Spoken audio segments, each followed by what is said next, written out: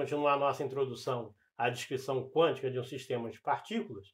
No vídeo passado nós vimos algumas definições, calculamos o número de ocupação de estado, vimos a diferença entre duas classes de partículas, bósons e férmions, e o que nós vamos fazer agora é uma aplicação que é para gases ideais quânticos, e embora eu tire resultados diferentes para férmions e bósons, eu não vou entrar em detalhes das características específicas de cada tipo de gás, e isso fica para os próximos vídeos. Ok? Então, nesses gases ideais quânticos, o que eu vou primeiro é calcular a densidade de estados e depois calcular os valores médios. Em particular, eu vou tentar ver qual é a energia média de um gás ideal quântico, lembrando que o clássico é 3 meios de NKT, pelo princípio de equipartição. Nós vamos usar esse resultado também para comparação no final do vídeo.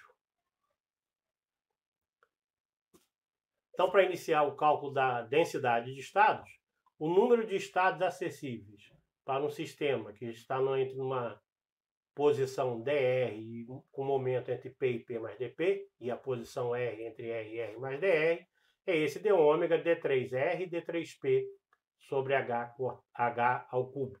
Isso a gente viu no período passado em Termofísica 1, quando nós lidamos com o ensemble microcanônico. Se a gente somar em todos os estados, ou seja, calcular o ômega, que é a integral desse elemento de volume, D3R e D3P, vamos lembrar, a integral em D3R dá o volume, já que as partículas são ideais, não tem interação dependente da posição. A integral em D3P vira uma integral em 4π P2dP, que é o elemento de volume dessa esfera. Isso para uma partícula, depois a gente faz para várias, né? Então, obtém essa relação, 4π volume sobre H ao cubo, P2dP. Se a gente lembrar que a energia do gás ideal, então, é P2 sobre 2m, eu posso substituir o P2 por 2me, aí agora a minha integral, que era em dP, vai ter que passar para dE, e isso faz aparecer uma raiz de E, tá? Com as constantes aqui do lado de fora, 2π volume, 2m 3/6 sobre H ao cubo.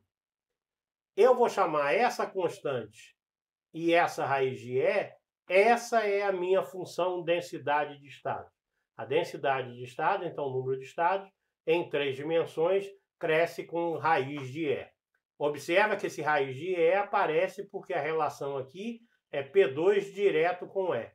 Se eu tivesse num espaço que não fosse em 3 dimensões, por exemplo, em 2, isso seria P, então seria raiz de E, e assim por diante. Então essa é uma consequência de estar tratando com espaço tridimensional.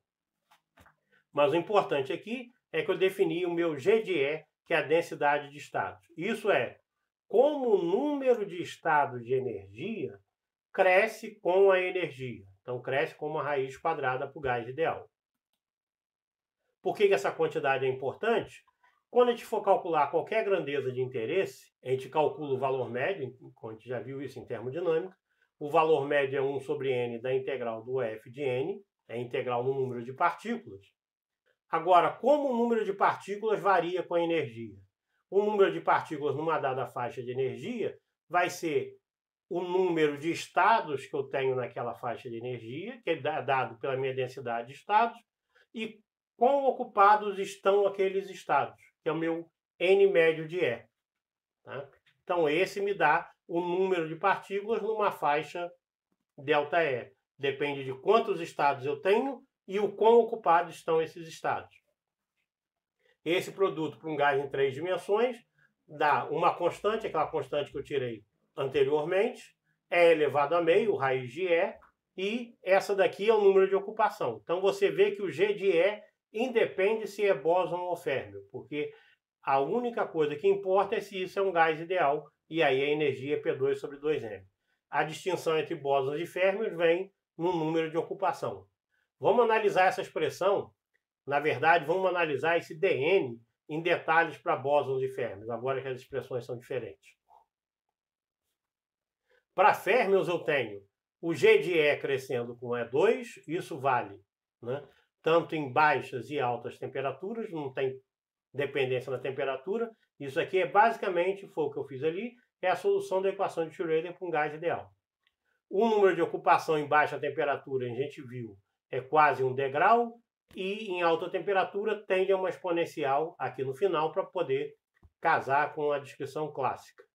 O produto dessa função por essa dá essa função e essa daqui. Vamos analisar em temperatura mais baixa de início. Então, na temperatura mais baixa, você nota o número de ocupação é quase 1, é 1 para níveis mais baixos e 0 para níveis mais altos. Isso dá a falsa impressão que a maioria das partículas estaria localizada na situação de energia mais baixa. Por outro lado, o número de estados com energia baixa é muito pequeno comparado com o número de estados de energia mais alta. Isso cresce com raiz de E.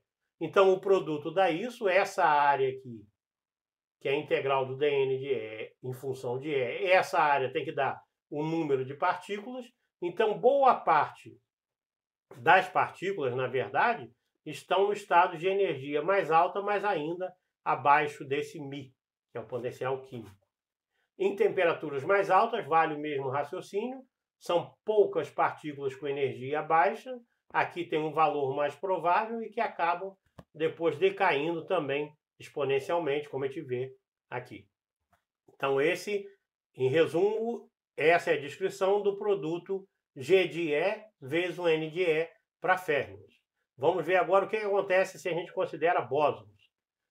De novo, o G de E independe se é férmion ou bóson, também não tem dependência com a temperatura, mas esse é para baixa temperatura, a gente tem poucos, a maioria dos estados está concentrado agora sim em energia mais baixa e quase ninguém com energia mais alta. À medida que eu aumento a temperatura, esses estados de energia mais alta vão ficando ocupados. Quanto que dá o produto dessa função por essa? Dá uma função aqui localizada, então eu tenho poucas partículas no estado mais baixo, relativamente poucas, mas uma grande parte delas bem próximos a esses estados de energia mais baixa. Tá? E quando quando a temperatura é um pouco mais alta, essa distribuição tem que parecer com a outra, que é a de férmions, porque as duas devem bater com a descrição clássica. Então, por isso que essa função parece com a outra. Mas é bem diferente nessa. Agora, os estados mais prováveis, o maior número de partículas a gente encontra perto da energia mais baixa, em temperatura baixa. E, para férmions, a maior parte dos estados, das partículas, estão nesses estados de energia perto do potencial químico ou as mais altas permitidas para aquele sistema naquela temperatura. O que eu vou fazer agora é o cálculo da energia média das partículas, tá? Ou energia média do gás ideal, de bóson do gás ideal de férmions, e comparar com o clássico. O que eu posso esperar? No clássico eu tenho a energia 3,5 GNKT. Isso é clássico, pelo princípio de equipartição, a gente sabe calcular. Pelo que eu vi nessas duas figuras, a energia dos bósons tende a se concentrar na energia mais baixa. Então eu posso esperar que a energia média de um gás ideal de bóson seja menor do que a energia média de um gás ideal clássico em temperaturas mais baixas. Por outro lado, os férmions ficam mais ocupados para as energias mais avançadas. Então eu posso esperar que a energia média de um gás ideal de férmions seja mais alta que a energia esperada para um gás ideal clássico. A análise física é bastante razoável, mas para convencer, a gente precisa fazer as contas. Nessa parte de descrição quântica, a grande maioria das contas que nós vamos fazer é desse estilo. Eu vou calcular o valor médio de uma grandeza, que no caso é energia. Como é que eu calculo isso? Fazendo a integral do valor da energia, da função que eu quero, vezes o G de E, vezes o N de E. Porque isso aqui é que me dá o dN de E, o número de partículas por energia. Vezes o dE dá o dN. E aí eu integro para todos os N's e isso tira o valor médio. Então a receita é essa. G de E eu sei, N de E eu sei, depende de bósons ou férmions, e eu coloco aqui a função de interesse, que eu quero calcular o valor médio em função da energia. Para o número de partículas, isso é simplesmente o número de partículas médio G de E, e para a energia eu tenho que multiplicar por E para calcular esse valor médio. Nós vamos começar com o número de partículas. O número de partículas a gente já viu, é uma constante, é o G de E, né? E elevado a meio vezes esse E elevado a meio. Então, só substituir o G de E por C E elevado a meio e fico aqui com a média de N. Para fazer essa integral, a gente pode resolver por partes, né? Resolvendo por partes, o primeiro termo dá E elevado a 3 meios N médio, e essa integral é feita de 0 a infinito, que é o número de partículas que eu posso ter, tá? Ou os valores de energia que eu posso assumir, de 0 a infinito. Para E igual a infinito, né, esse termo aqui é muito grande, mas a gente sabe que o número de partículas médio para energia muito alta cai a zero, e cai a zero rapidamente, cai exponencialmente. Então, para o valor infinito, esse vai infinito, mas esse vai a zero antes. Por outro lado, para a energia igual a zero, esse número tende a ser grande, ser bastante ocupado, mas a energia é zero, então também vai a zero. Esse termo aqui cancela, fica só com essa integral aqui de 3 meios, de E elevado a 3 meios, por causa da integração por partes, e em vez do dE, que agora eu escolhi NDE, vira um dN médio, ok? Então vou ficar com essa expressão, e aqui, obviamente, aqui está a diferença entre bósons e férmions. Para calcular esse dN médio, eu vou fazer uma expressão simplesinha. O dN médio dE, isso é o dDE do N médio. Como a gente já viu, aqui tem bósons e férmions, tá? Essa derivada em relação a E é uma derivada em relação a esse x aqui, lembra? É o beta E.